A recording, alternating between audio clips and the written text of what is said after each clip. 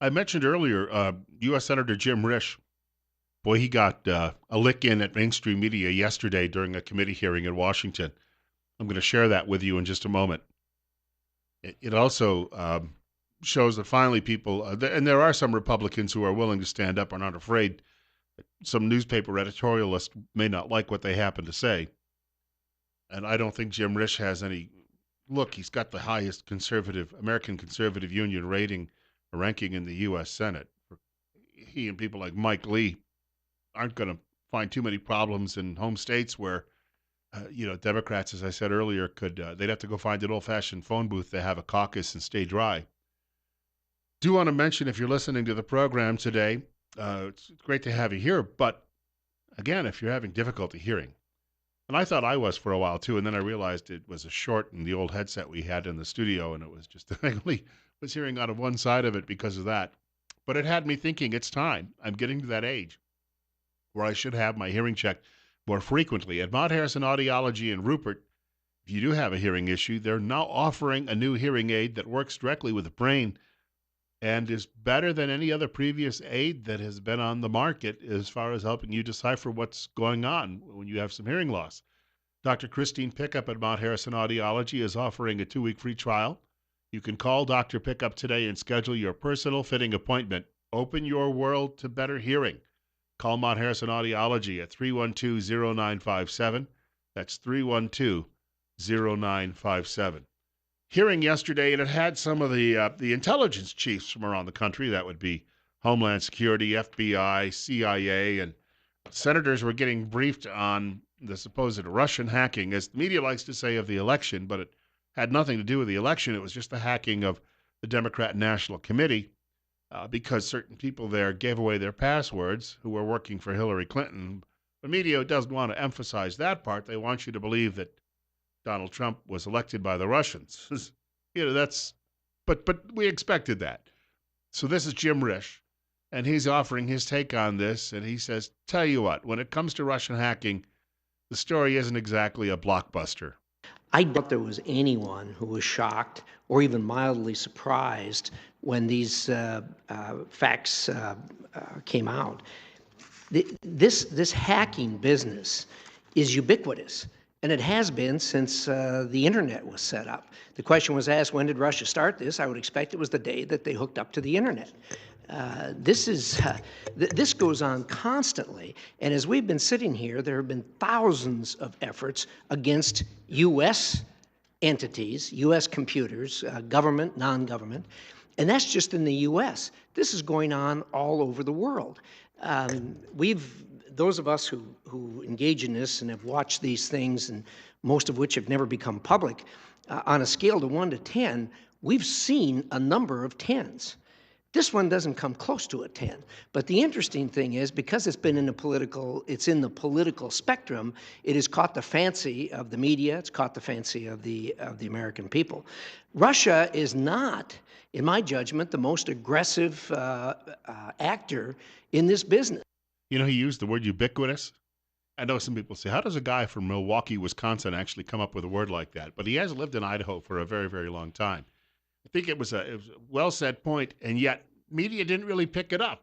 I found it, I had to do a little searching yesterday because there was a quick picture. I was watching Fox News last night, and Brett Baer was talking about the hacking story. And in the video that they were showing, that they put up on the screen for a few seconds to fill some time, there was a quick shot of Senator Risch. And you saw him speaking, but you couldn't hear it. So I started doing a little bit of a search on the computer, and I came across that. Even Fox News didn't run with his comments, which I thought somebody in Washington, it's long overdue that they're actually saying this. Newsbusters, Media Research Center has an sub-organization called Newsbusters, and this was the headline: Nets repeat bogus claim of hacked election, and they're using that in quotes, hacked election, 49 times in 1 month. The writer says that the declassified version of the report released earlier this month flatly stated that, quote, Department of Homeland Services assesses that the types of systems Russian actors targeted or compromised were not involved in vote tallying, unquote. In other words, while embarrassing emails from Democratic political operatives were publicized, America's election machinery was not hacked. Nevertheless, the media has been relentless in attempting to legitimize this, quote, fake news, unquote, story. Same thing that's going on right now with Trump's battle with BuzzFeed and the communist or Clinton News Network, CNN. And if you didn't hear it, and it was all over last night, news broadcasts, but if you haven't not yet heard it, and even if you have, this is worthwhile. This is worth hearing. Donald Trump smacking down Jim Acosta of CNN yesterday during Trump's news conference at Trump Tower. I think it's a disgrace. And I say that, and I say that. And that's something that Nazi Germany would have done and did do. I think it's a disgrace. That information that was false and fake and never happened got released to the public. As far as BuzzFeed, which is a failing pile of garbage, writing it, I think they're going to suffer the consequences. They already are. And as far as CNN going out of their way to build it up, and by the way, we just found out, I was coming down, Michael Cohen. Michael Cohen is a very talented lawyer. He's a good lawyer in my firm. Who's just reported that it wasn't this Michael Cohen they were talking about. So all night long, it's Michael Cohen. I said, I want to see your passport. He brings his passport to my office. I say, hey, wait a minute. He didn't leave the country. He wasn't out of the country. They had Michael Cohen of the Trump Organization was in Prague. It turned out to be a different Michael Cohen. It's a disgrace what took place. It's a disgrace. And I think they ought to apologize to start with Michael Cohen. Since you're attacking us, can you give us a question? Mr. President-elect. Go ahead. Mr. President-elect, since you are attacking our news organization, can you give us a chance? Your organization You are attacking our news organization. Can you give us a chance to ask a question, sir? Go ahead. Sir, can you state, Mr. President-elect, go ahead. Can you state She's categorically, asking a question. Mr. President-elect, can you give us a question? Don't be rude. You're attacking us. Can you give us a question? Don't be rude. Can you give us a question?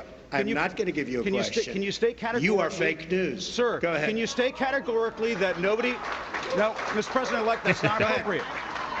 Smack. Just give it right across the chin. Smack. Bill Colley with you on Top Story, 10 minutes away from 9 o'clock. Telephone number to reach our program, 736-0300. That's 736-0300.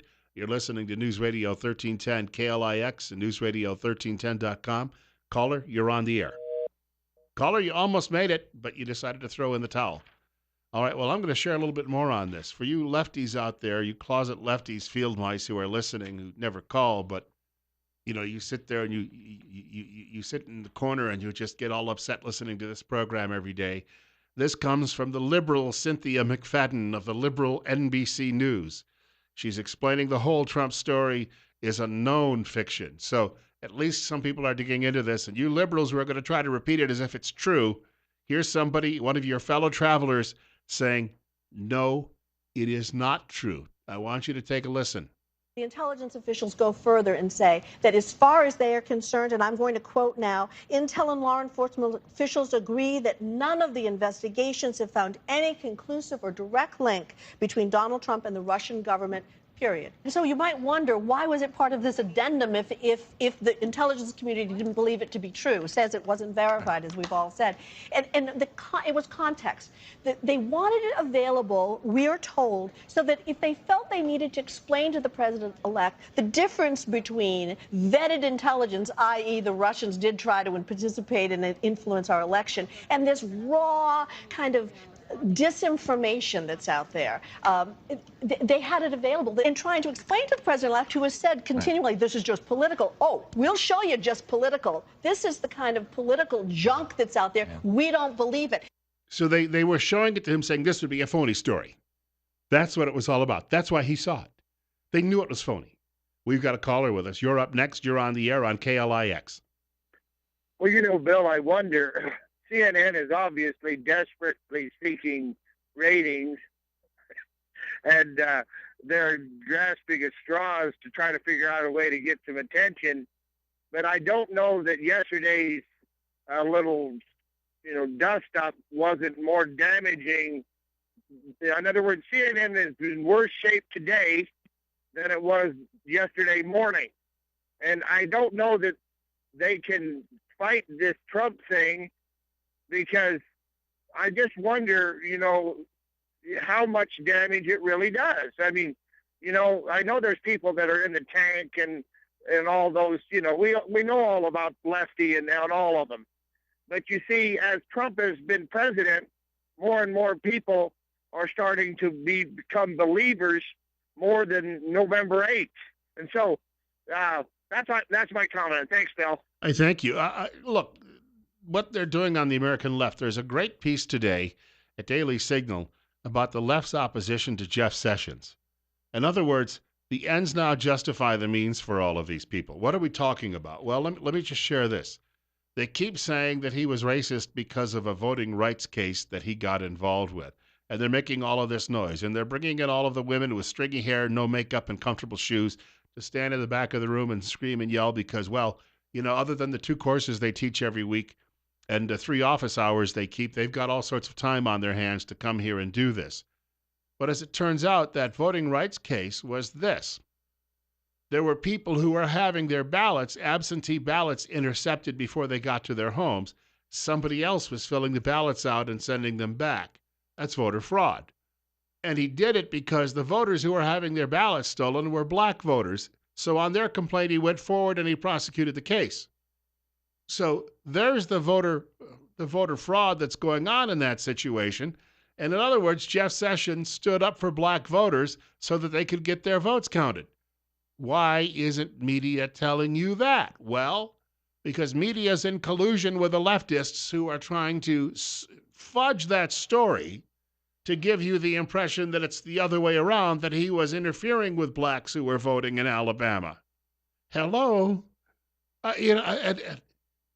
But they are so upset because if he gets into the Department of Justice, he is no longer going to use it as a cudgel where every decision is made right off the top on racial grounds before they go ahead and actually start a prosecution. In fact, he's going to restore what they used to say, justice is blind. He's going to restore that, and they are going to go case by case on the merits of the case. Here we go, CNN. Anderson Cooper from CNN trying to demand that Trump's campaign apologize for its comments about the fact that CNN is fake news. And he's speaking with Kellyanne Conway. Well, he's not very manly in the first place. She slaps him down. Do you acknowledge here and now that CNN did not release the 35-page unsubstantiated claims against Donald Trump, and it was misleading and untrue for Sean Spicer to suggest otherwise? No, our incoming press secretary, Sean Spicer, was exactly right, as was the president-elect Anderson. CNN went first yesterday, and BuzzFeed went second. We didn't report CNN what released, BuzzFeed reported.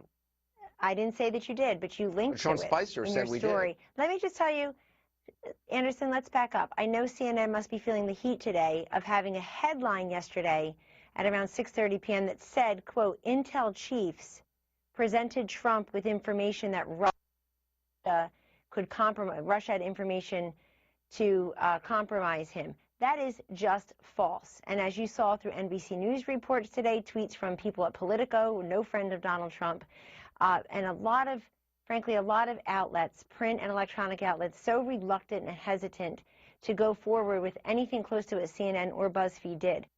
You know what happened last night after this? They had a panel on with Carl Bernstein from Watergate fame, and Bernstein then compared Kellyanne Conway to Joseph Goebbels, the propaganda minister for the Nazi Reich. And yet they're all screaming today that when Trump said that the way the intelligence community rigged what happened, if indeed that happened, was like the Nazi regime.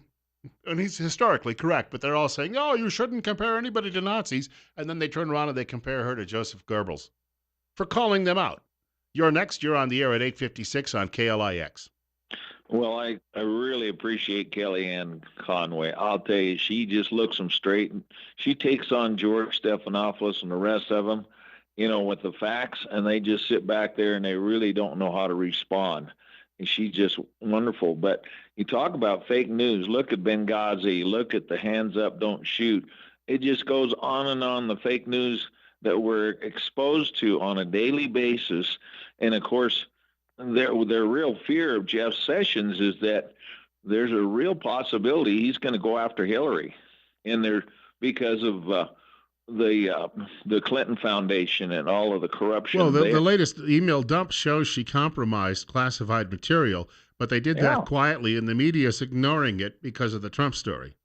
Oh, absolutely. So you got that and her server situation. So they really, they haven't got a leg to stand on, but they shout and make a lot of noise. But as I've said before, the mainstream media is now considered by most of us deplorable voters out here as totally irrelevant, and that's why Trump has been using Twitter and so forth to get the word out. And I just really appreciate what he did to the CNN and called them fake news.